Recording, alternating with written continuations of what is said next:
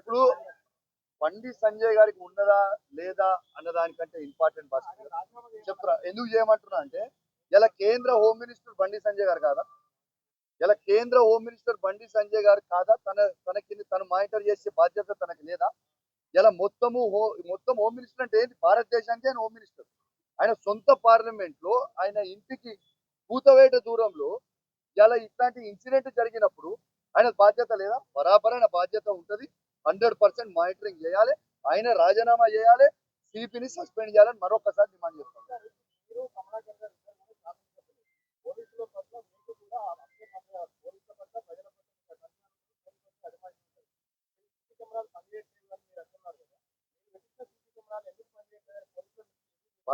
అదే భాస్కర్ గారు, మీరు అద్భుతంగా క్వశ్చన్ అడుగుతున్నారు.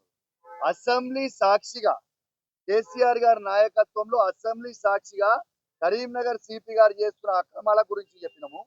ఇలా అన్నిటికీ రివ్యూ మీటింగ్ కి మేము రమ్మంటే గంగుల కమలాకర్ గారు నేను వందల సారి సిపికి ఫోన్ చేసి పోలీస్ మీద ఏం నడుస్తుంది, సీసీ కెమెరా కింద మా రివ్యూ మీటింగ్ పెట్టాలి, పెట్టు అంటే అసలు స్పందించడే. ఒక్కసారి కూడా సిపి గారు స్పందించరే. మరి ఎందుకు స్పందించలే అని ఇప్పుడు సిపి గారు చెప్పాలి జవాబు. సిపి గారు చెప్పాలని కూడా నేను డిమాండ్ చేస్తూ ఖచ్చితంగా ఒక నిమిషం. బరాబర్ కరీంనగర్ లో శాంతి భద్రత వైఫల్యం బరాబర్ ఉంది భాస్కర్ గారు.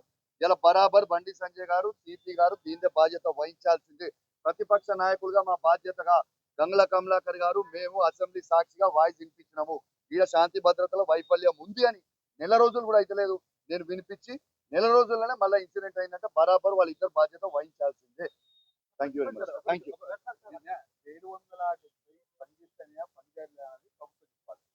పనిచేస్తాయి కానీ ఈ కమాండ్ కంట్రోల్ సెంటర్ అనుసంధానం చేస్తే రోజు నిఘా ఉండాలి.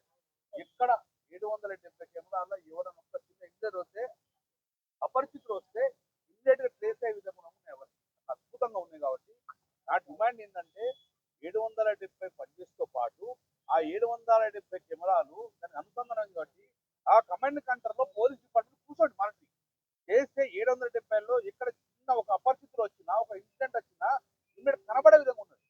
సో దాని మీద కాన్సెప్ట్ పెట్టిన ఉద్దేశం అది. ఆ ఎందుకు ఉద్దేశం అంటే ఒక్క పోలీస్ చేసే పని, ఒక పోలీస్ చేసే పని కెమెరా చేస్తుంది. 100 మంది పోలీస్ చేసే పని ఒక కెమెరా చేస్తుంది. 1000 మంది పోలీసులు చేసే పని కమాండ్ కంట్రోల్ చేస్తుంది. కాబట్టి దాని మీద కాన్సన్ట్రేట్ చేస్తే దుబాయ్ లాంటి ప్రాంతాల్లో పోలీసు రావడం ఇక్కడ రోడ్డు మీద కమాండ్ కంట్రోల్ సెంటర్ మీద కలుగుతుంది. సో అలాంటి వ్యవస్థ రావాలనే కదా మేము ఫస్ట్ టైం కరీంనగర్లో అద్భుతంగా స్టాండర్డ్ వచ్చాం. దాన్ని ఇంప్లిమెంట్ చేయమంటారు.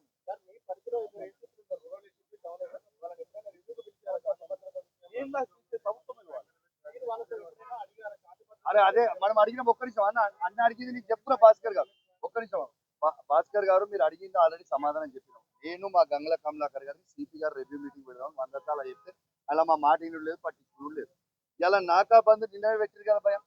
ఇలా నాకా బంధు నిన్న పెట్టిన తర్వాత ఇలా వెపెన్లు అనేటి ఇలా కరీంనగర్ పట్టణంలో పట్ట పగల 5 వెపెన్లతోని ఫైరింగ్ చేయడానికి ఎట్లా వచ్చినాయి ఆ వెపెన్లు? మరి ఎవరు సహకరించారు దీనికి? నేను ఎప్పటి నుంచో చెప్తున్నా, శాంతి భద్రతలో కూడా చాలా ఇబ్బందిగా ఉంది కరీంనగర్ జిల్లాలోని. వెరీ క్లియర్ గా చెప్తున్నాం. ఎస్, మా గంగుల కమలాకర్ గారు సీసీటీవీ ఫుటేజ్ మా కరీంనగర్ జిల్లాలో అద్భుతంగా ఉండాలని మా గంగుల కమలాకర్ గారు పెట్టించి కమాండ్ కంట్రోల్లో పెట్టిర్రు, మానిటర్ చేయమని చెప్పి పెట్టిర్రు. ఇలా ఒక్క కెమెరా ఏమో 100 మందిని మానిటర్ చేస్తే మా కమాండ్ కంట్రోల్లో 1000 పోలీసు వాళ్ళు చేసే పని ఒక్క కెమెరాకు మానిటర్ చేస్తారు. ఇలా పని చేయాల్సింది ప్రభుత్వంలో ఉన్న వాళ్ళ మేము వాళ్ళ దృష్టికి తీసుకొని వస్తున్నాము. ప్రతి ఒక్కరికి చెప్తున్నాము. వాళ్ళు పోలీసు వాళ్ళు ఎట్లున్నారంటే కేవలం మా బీఆర్ఎస్ కార్యకర్తలను ఇబ్బంది పెట్టడానికి, మా బీఆర్ఎస్ పార్టీ కౌన్సిలర్ని తీసుకుపోయి జైల్లో పెట్టడానికి, మా బీఆర్ఎస్ పార్టీ కౌన్సిలర్ల మీద కేసులు పెట్టడానికి, మా మీద కేసులు పెట్టడానికి, మమ్మల్ని ఎమ్మెల్యేలను ఇబ్బంది పెట్టడానికి తప్పితే వాళ్ళ శాంతి భద్రతలు చూసడానికి లేరు. ఇలా మా కరీంనగర్ లో ఉన్న కౌన్సిలర్ లోపల పెట్టిరా? దేనికోసం పెట్టిరా? ఏం తప్పు చేసిర్రా? మా వాళ్ళు ఏం తప్పు చేసిరు? అక్రమ కేసులు పెట్టి కరీంనగర్ లో ఉన్న మా కౌన్సిలర్లని అన్యాయంగా మీరు లోపల పెట్టిర్రు. మా బీఆర్ఎస్ పార్టీ కౌన్సిలర్ల మీద కక్ష తీర్చుకోవడానికి మీరు లోపల పెట్టిర్రు. మా కౌన్సిలర్ల మీద తీసుకున్న కక్ష కాదు మీరు చేయాల్సింది. మా ఎమ్మెల్యేల మీద తీసుకునే కక్ష కాదు మీరు చేయాల్సింది.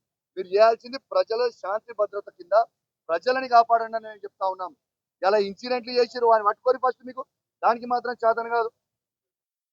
ఇద్దరు ఈ జిల్లాలో కాంగ్రెస్ పార్టీ మంత్రులు ఉన్నారు. వాళ్ళ బాధ్యత లేదానే? ఇలా పొన్నం ప్రభాకర్ గారు ఏం చేస్తారు, శ్రీధర్ బాబు గారు ఏం చేస్తారు, ఇవాళ ఇవాళ లక్ష్మణ్ కుమార్ గారు ఏం చేస్తున్నారు, బండి సంజయ్ గారు ఏం చేస్తున్నారు, ఇలా ఏం చేస్తున్నారు వీళ్ళందరూ. మరి ఎందుకో మా కమలాకర్ అన్న మంత్రి ఉన్నప్పుడు ఒక్కసారి కాలే ఇన్సిడెంట్. ఎందుకంటే ఆ విధంగా మేము మా కమలాకర్ అన్న మంత్రి ఉన్నప్పుడు ఆ విధంగా రివ్యూ మీటింగ్లు ఉండేటి, ఆ విధంగా మానిటరింగ్ చేసేది, రోజు క్లోజ్ మానిటరింగ్ చేసేది ఏం నడుస్తుంది మా కరీంనగర్ లో అని. ఆ విధంగా గంగుల కమలాకర్ గారు కరీంనగర్ మీద ప్రేమ ఉండే కాబట్టి అట్లా మానిటరింగ్ చేసిండారు, కాపాడుకుండు కరీంనగర్. ఇలా ఒక తల్లి కోడి ఇలా పిల్లల్ని ఏ విధంగా కాపాడుకుంటుందో అట్లా ఇలా కమలాకర్ గారు కరీంనగర్ ప్రజల్ని కరీంనగర్ జిల్లాలో ఆ విధంగా తన మంత్రి ఉన్నప్పుడు కాపాడిండు. ఇలా బండి సంజయ్ గారు ఆ పొజిషన్ లో ఉన్నారు, మరి ఎందుకు కాపాడుకోలేకపోతున్నా నేను అడుగుతున్నా. కాపాడాలనా వద్దా? ఎమ్మెల్యే గారు ఒక ప్రధాన చౌరస్తాల దగ్గర మీరు ఏఎస్ఐ ఆధ్వర్యంలో ఒక ప్రభుత్వానికి ప్రజలు చెప్పినట్టు ఈ శిక్షణ గల కారణం క్లియర్ గా చెప్పిన కదా, ఇంటర్ సెక్టార్ ని పెట్టింది కేసీఆర్ గారి ప్రభుత్వము. గంగుల కమలాకర్ గారు ప్రతి చౌరస్తాల మెయిన్ చౌరస్తాల ఎక్కడ ఉండినో ఆడ ప్రతి చౌరస్తాలో మీకు చెప్పిన ఒక హోంగార్డ్, ఒక ఏఎస్ఐ లెవెల్ అధికారి, తర్వాత కానిస్టేబుల్ అధికారి AK-47 వెపన్లతో పెట్టి AK-47 వెపన్లతో ఇట్లుంది. ఇలా నిజంగా ఆ ఇంటర్ సెక్టార్ ఉండి ఉంటే ఇలా ఇమీడియట్ గా దొరికిపోయేది వాళ్ళు. దాన్ని రద్దు చేసి వాళ్ళకి ప్రేమ ఎక్కడిది, వాళ్ళకి కత్తి ఎక్కడిది, వాళ్ళు కుయ్యి కుయ్యి అని వేసుకొని పోనీకే వాళ్ళ టైం అయిపోయి వాళ్ళ స్టైల్ కొట్టడానికే తప్పితే వాళ్ళకి ప్రజల మీద ప్రేమ లేదు భయ్. మళ్ళా ఈ కరీంనగర్ ప్రజల మీద ప్రేమ ఉన్నది ఇదే గంగుల కమలాకర్ గారికి ఉన్నది తప్పితే వారికి ఏ బండి సంజయ్ గారికి ఏం లేదు, ఆ సిపికి ఏం లేదు బాధ్యత. మళ్ళా మా కమలాకర్ అన్న గారు ఉన్నప్పుడు ఒక ఇన్సిడెంట్ అని అయిందా? ఇలా అవుతుందంటే కేవలం వీళ్ళకి ఎవరికి నాలెడ్జ్ లేదు, ఎవరు పట్టించుకునేటోడే లేడు. ముందుకు ఎట్లా పోతారు? ఒకవైపు లాకప్ లా అంటున్నారు, లా ఫెయిల్యూర్ అంటున్నారు, ఇంటెలిజెన్స్ ఫెయిల్యూర్, ఒకవైపు ఫోన్ ట్యాపింగ్ అంటున్నారు. ఏ విధంగా పోరాటం చేస్తారు మీ భవిష్యత్ అరే కార్యాచరణ? శేఖర్ అన్న, అసెంబ్లీ సాక్షిగానే దొంగలని చెప్పినాము. నెల రోజుల్లో వాళ్ళ దొంగతనం బయటపడ్డది కదా. ఇలా సిగ్గుచేటు రేవంత్ వాళ్ళ ప్రభుత్వం చేయాలి, మేమేం చేస్తాము.